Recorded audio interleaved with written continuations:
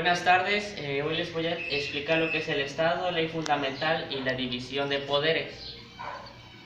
En el temario se van a desglosar tres temas, que es el primer tema, Estado y sus elementos, que es el concepto, territorio, población y gobierno, y hablaremos lo que es la división de los tres poderes. La Constitución como ley fundamental, la parte dogmática y orgánica y cómo se divide. En el tema 2 están las garantías individuales y su clasificación, lo que es el concepto, la clasificación como igualdad, libertad, propiedad y seguridad jurídica. Orden jurídico en México o pirámide de Kelsen, cómo es el ordenamiento jurídico en México, ámbitos de la norma jurídica, los derechos humanos y clasificación, la interculturalidad. En el tema 3 está la división de poderes, el legislativo, el ejecutivo, el judicial y la función de cada uno. También están los ámbitos de validez y el juicio de amparo. Primero, ¿qué es el Estado? El Estado es una forma de organización social dotada de soberanía, que es el poder supremo en el que residen los ciudadanos. Estos son algunos elementos que comprende el Estado, que es el territorio, población, soberanía, orden jurídico y gobierno. ¿Qué se necesita el Estado? El Estado necesita una población que le otorga soberanía, un territorio el cual desenvolverse, un gobierno a través del cual ejercer y el poder para ejercer su autoridad. Estos son los tres elementos principales del Estado, que es el territorio, población y gobierno. En el territorio es aquella nación que comprende de fronteras y que comprende toda aquella población y que tiene que ejercer un poder. En la población es toda aquella una comunidad de personas que viven en una sociedad y que tienen derechos y obligaciones y que tiene que ejercer. El gobierno es todo aquel poder supremo que tiene para ejercer esos derechos y hacer valer la ley, tanto modificar y evaluar las leyes, que se dividen en poder ejecutivo, legislativo y judicial. En la división de poderes están el poder legislativo, el poder ejecutivo y el poder judicial, o también se le puede llamar el supremo poder de la federación. El poder ejecutivo es un organizador, planificador, ejecutor y evaluador de toda acción en beneficio del país. El poder legislativo es un formulador de leyes y proyectos de ley amparados por la Constitución para el bienestar del país. El poder judicial vela por el cumplimiento de la ley, sanciona a quienes no usen adecuadamente sus derechos. Aquí está la división de poderes, que es el poder legislativo, el poder ejecutivo y el poder judicial. El poder legislativo comprende de Cámara de Diputados y Cámara de Senadores. El poder ejecutivo comprende lo que es el presidente de la República y el poder judicial son aquellos ministros y magistrados. ¿Cómo se divide o cómo está constituido el poder legislativo o Congreso de la Unión? Está constituido por una Cámara de Diputados, que son 500 diputados, que son 300 diputados elegidos por el principio de votación mayoritaria relativa y 200 diputados elegidos por el principio de representación proporcional. En la Cámara de Senadores hay 128 senadores, que son 64 senadores elegidos por el principio de votación mayoritaria y relativa, 32 senadores asignados a la primera minoría, 32 senadores elegidos por el principio de representación proporcional. Esto es como está estructurado el poder legislativo. En el poder ejecutivo está la administración pública centralizada y la administración pública paraestatal. En la administración pública centralizada está la Secretaría de Estado, donde está la Secretaría de Gobernación, de Relaciones Exteriores, de la Defensa Nacional, Marina, de Hacienda y Crédito Público, del Desarrollo Social, Secretaría de Salud, Trabajo y Prevención Social, de Medio Ambiente, Energía, Economía, Agricultura, Comunicación y Transporte, Educación Pública, Desarrollo Agrario y Secretaría de Turismo. En la administración pública paraestatal están los organismos descentralizados, empresas de participación estatal mayoritaria y fideicomisos. En el Poder Judicial está el Supremo Corte de Justicia de la Nación, el Tribunal Electoral, Consejo de la Judicatura. En la Suprema Corte de Justicia de la Nación está Primera Sala, que son 5 ministros y Pena Civil. En Pleno, 11 ministros y un presidente. Segunda Sala, 5 ministros y administrativo y laboral. Es así como está distribuido todo el Suprema Corte de Justicia de la Nación. En Tribunal Electoral está la Sala Superior, los 7 magistrados y salas regionales donde está un magistrado. Consejo de la Judicatura son 7 consejeros, en Pleno comisiones. Es así como está estructurado el Poder Judicial. Los artículos referentes son el 50, 51, 75 al 80 y del 90 al 102. Aquí está cómo está estructurada todo estos tres poderes y cuál es su función que tienen que ejercer en la sociedad. En la Constitución, como una ley fundamental, la Constitución es el ordenamiento fundamental y supremo del Estado que establece su norma y su gobierno. Nosotros tenemos que obedecer a esa Constitución, y esa Constitución está por encima de todos. Es el poder supremo que tiene para cumplir y hacer valer la ley. Hay dos partes de la Constitución, que son la parte dogmática y orgánica. La dogmática son los derechos, las garantías y los deberes que nosotros tenemos. Comprende desde el artículo 1 al 29, que son los derechos humanos y garantías individuales. La parte orgánica son todas aquellas que son territorio, población y gobierno, que se dividen.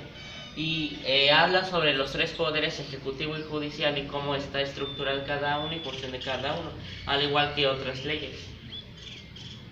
El segundo tema sobre las garantías individuales. Las garantías individuales son todos aquellos derechos que nosotros ya tenemos al nacer. Un ejemplo sería derecho a vivir, derecho a comer, a pensar, a la educación, y que nosotros ya tenemos desde que nacemos. Incluyendo tenemos ese derecho a esa nacionalidad. Estos derechos se consideran esenciales para el sistema político y se vinculan con la dignidad humana, es decir, son naturales a cualquier ciudadano sin importar su condición, identidad o cultura. Hay 4 tipos de garantías: de igualdad, propiedad, libertad y seguridad jurídica. En garantías de igualdad, estas garantías tienen por objetivo evitar privilegios y otorgar a todos los individuos los mismos derechos. Se encuentran previstas estos artículos: el primero, el segundo, cuarto, el 12 y el 13. Y un ejemplo de garantías de libertad es el artículo 1 de la Constitución, que defiende los derechos de los individuos, por ejemplo, prohíbe la esclavitud. En el artículo 4 establece que el varón y la mujer son iguales ante la ley y todas las personas tienen los mismos derechos. Aquí habla que todos nosotros somos iguales ante la ley sin distinción alguna. En garantías de libertad, estas garantías permiten la independencia de las personas, la cual debe ser respetado por el Estado, y se encuentran los siguientes artículos. Artículo 1, párrafo 4, el 3, el 4, el 5, el 6, el 7, el 9, el 10, el 11, el 15, el 24 y el 28. Algunos ejemplos son derecho. Dentro de la Constitución mexicana también se trata sobre la libertad de cultos en México. Dentro de las garantías de libertad se estipula que el ser humano tiene la libertad de elegir y ejercer la profesión que le parezca mejor, siempre y cuando no afecte a terceros. Aquí nosotros tenemos esa libertad de elegir la profesión que nosotros quieramos, y la libertad de cultos, la libertad de religiones. Nadie nos puede obligar a una religión. En las garantías de seguridad jurídica quiere decir que aquí nosotros tenemos también ese poder que tenemos que vela por nosotros. Este tipo de garantías tienen como finalidad los procedimientos que involucran al poder público cuando con sus actos pretenden afectar a los gobernados. Sean llevados conforme a las reglas consagradas en los siguientes artículos: el 8, el 14, el 16, 17, 18, 19, 20, 21 y 22 son algunos artículos que tratan sobre la seguridad jurídica, y el artículo 14 señala el amparo, la libertad y el derecho de los mexicanos a sus posesiones. Nosotros tenemos esa seguridad, que van a velar por cualquier problema que nosotros tengamos en tanto a nuestras posesiones. En las garantías sociales dice que esas garantías establecen derechos en los grupos humanos o de la nación basados en criterios de justicia y bienestar colectivos. Se encuentran en los artículos 3, 4, 25, 26, 27, 29 y el 123. En el artículo 4 estipula que el mexicano tiene derecho a la cultura, a una vivienda digna, a la salud, entre otros privilegios. Orden el reparto agrario y la restitución de tierras y aguas a las comunidades que habían sido despojadas de ellas. Estos son algunos ejemplos de lo que son las garantías sociales, que nosotros tenemos derecho a ese tipo de vivienda, que tenemos una vivienda digna, a la salud y un mejor trabajo. En la pirámide de Kelsen es una pirámide keynesiana que está basada en el poder público. Esta es como un derecho material, son fuentes materiales, porque esto ha ayudado al gobierno para que se vaya basando al poder que tenemos actualmente. Antes era la Constitución, la ley, las resoluciones legislativas, los secretos supremos y las resoluciones supremas. Dice que la pirámide keynesiana es representativa gráficamente de la idea del sistema jurídico escalonado. El orden jurídico en México y las normas jurídicas. ¿Qué es el orden jurídico? Para poder aplicar las normas jurídicas tiene que existir un ordenamiento jurídico que complete todas aquellas leyes en las cuales se basa en el propio Estado, quien a su vez actúa en instituciones para exigir y vigilar su comportamiento. Está la Constitución como en la cúspide de la pirámide, de ahí siguen los actos legislativos que son las leyes, decretos de las juntas departamentales y códigos. Actos administrativos generales son los decretos, reglamentos y ordenanzas. En los actos individualizados están contratos, sentencias y resoluciones. Es como así se basa el ordenamiento jurídico o cómo está constituido. ¿Cómo es el ordenamiento jurídico en México y los ámbitos de las normas jurídicas? La estructura normativa del orden jurídico mexicano es importante, ya que es indispensable para determinar y saber el lugar que ocupa cada una de las normas en nuestro país. Se encuentra lo que es la Constitución como primero, los tratados internacionales, leyes federales, leyes locales, lo que son ámbitos de vigencia de la ley, que son ámbito personal, espacial, temporal y retroactividad de una ley Los derechos humanos. ¿Qué son los derechos humanos?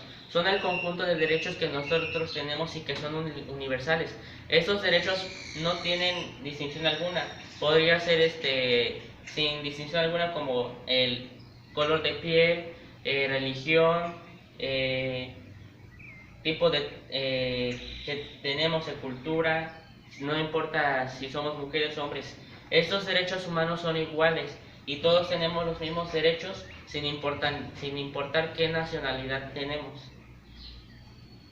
En la clasificación de los derechos humanos tenemos lo que son la primera generación, que son libertad, derecho a la vida, derecho a la propiedad, el honor y la intimidad.